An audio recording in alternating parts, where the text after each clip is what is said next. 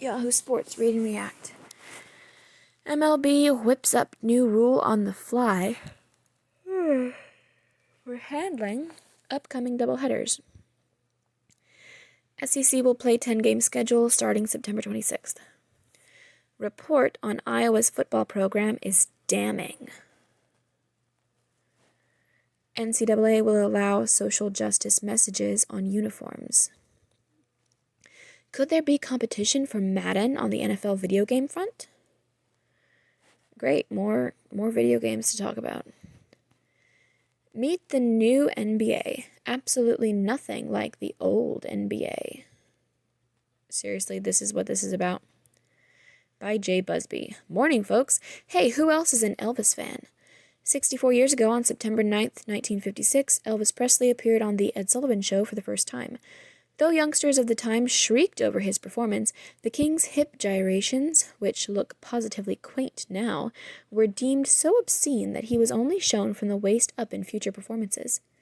A few decades later, those shrieking kids grew up to be parents, horrified as my generation reveled in the lascivious lyrics of Van Halen.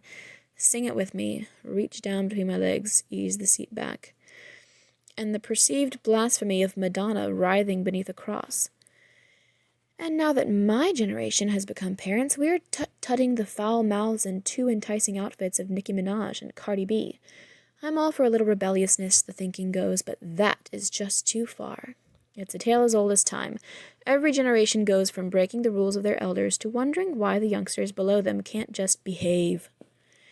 That general divide came to mind Thursday night watching the NBA's return to the court after a 4-month panic-induced layoff. The games themselves were as much of a rush as ever. LeBron James's first points came on an emphatic drive and jam against the Clippers. Rudy Gobert, the same player whose positive test in March was the first domino in an eventual total shutdown of sports, scored both the first and final points in Utah's last-second win over New Orleans. Oh, but the coronavirus is so bad.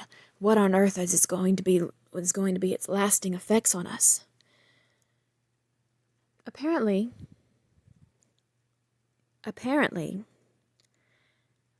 people are gonna be fine. But everything around the court, even on it, was different, and not just because the stands were simply screens of zoomed-in fans. The NBA has committed fully to the social justice movement, from painting Black Lives Matter on the court to allowing players to put slogans, equality, say their names, justice now, and more, on the back of their jerseys. All 4 teams that played Thursday night knelt in unison during the national anthem, a sight that's still a bit of a surprise given how much heat Colin Kaepernick drew for doing the same thing less than 4 years ago, because it is divisive. You don't have to put the country, the flag, the anthem at odds with the little thing that you're protesting, which is supposed to be police brutality, which doesn't actually happen very often. You don't have to put those things at odds, but that is exactly what you are doing with this type of a protest. Douglas. What was his fucking name? The dude whose statue they tore down. Frederick Douglass. Frederick Douglass had it right. Not to mention Martin Luther King. He was pretty patriotic, I believe. Anyway, Frederick Douglass, in his one of his most famous speeches, said, basically, I don't know the exact words, but he said that we have to live up to the words in the Declaration of Independence, that all men are created equal. He didn't put his cause at odds with the country. He didn't talk about how racist the Declaration of Independence is, because it's not. Our country was founded on that document which says all men are created equal. All he did was point out that that's what it says and that's how the country should be. And you fuckers are doing this all wrong. Not to mention there really is not inequality right now, okay? Some people treat other people differently than they treat some other people. But that's a personal thing.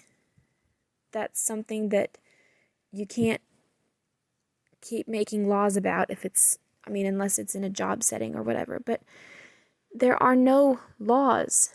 There are no rules that exclude black people from white people things.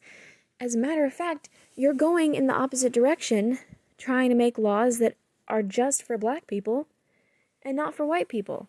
That's how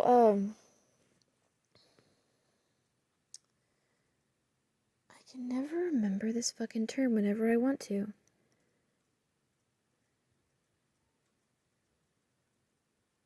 Affirmative action is really is discrimination. We're going in the wrong direction. Everything was fine. Laws-wise, rules-wise. This is just not the right way to do things. The overarching message, the NBA is now firmly in the social justice advocacy business, was quite literally inescapable. I hope they lose so much money. This isn't the NBA of Magic Johnson, Michael Jordan, or even Kobe Bryant. All black guys. Very, very rich. Black men who got very, very rich in this terrible, oppressive system of ours. Fucking morons. This is a whole new NBA, one pushing boundaries far beyond previous generations' imaginations. There's peril here for the NBA. A sizable number of fans just want to watch sports and don't want social justice messaging visible in every shot. Damn fucking straight. These stick-to-sports fans may get slagged off as privileged or worse, but it's not wrong to tune into a basketball game and want to just see, a basketball game. Thank you. That is the most reasonable thing a Yahoo writer has ever written. Many of the fans who are in favor of the NBA's newly activist stance might not be so excited to sit through, say, their bartender espousing the virtues of the Second Amendment, but it's the same philosophical principle. Plus, when you shine a spotlight on others' inequality, you've got to expect a spotlight. There is no fucking inequality, you fucking dumb fuck. You've got to expect a spotlight will be shown back on yours. And the NBA has a glaring China-shaped hole in its flank. Wow. Good for you, Yahoo Sports writer. How can the league reconcile fighting against human rights violations at home while doing business? Just for the record, there are no human rights violations here. While doing business in a nation with a deeply troubling human rights record? The answer to that question will determine just how seriously many in America will take the NBA's social justice stance. There will be pushback both from longtime fans and from opportunistic hot-take merchants looking for easy way to whip up outrage. How dedicated are the NBA's players to this new reality? How much heat are they willing to take? That's the key question, isn't it? Yeah, why are they're so willing to lose money here over this shit, but they're not willing to lose any of China's money? Do they really make that much more in China than they do here? I want it to continue, Clippers coach Doc Rivers told TNT during a timeout. I want us to vote. I want us to get involved and stay involved. Okay, yes, vote. Do your civic duty. What we're doing for our social issues, we have to keep doing it. The NBA is not just a sport anymore, not just a lifestyle, it's an entire worldview. You can still enjoy the game, but you can't get it without a heavy dose of social justice messaging anymore. We can appreciate that, we can support it, or we can rage against it, but we're not getting rid of it. We're in a new world now. That was kind of a lame ending. Game plan. Schwab. Why Lamar Jackson is the NFL's #1 player. Yes, #1. I'm not opposed to that. Thamel. Will delayed college football season lead to star exodus? Interesting question. Bushnell. How to untangle the NBA's China human rights problem. They don't seem willing to untangle it. That's a good picture. That's funny. Yep. Yep. LeBron for the win. If at first you don't succeed, try again. Which is what LeBron James did with under 13 seconds to go to beat the Clippers. Side note, how nice is it to have sports highlights here again? Well, I don't really give a fuck about basketball, especially now. So, I don't care. It's not nice. Give me football.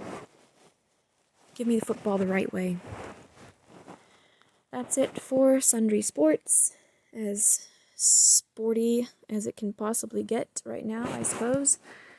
Not really, because it's not just sports anymore. It's so depressing. Thank you and good night.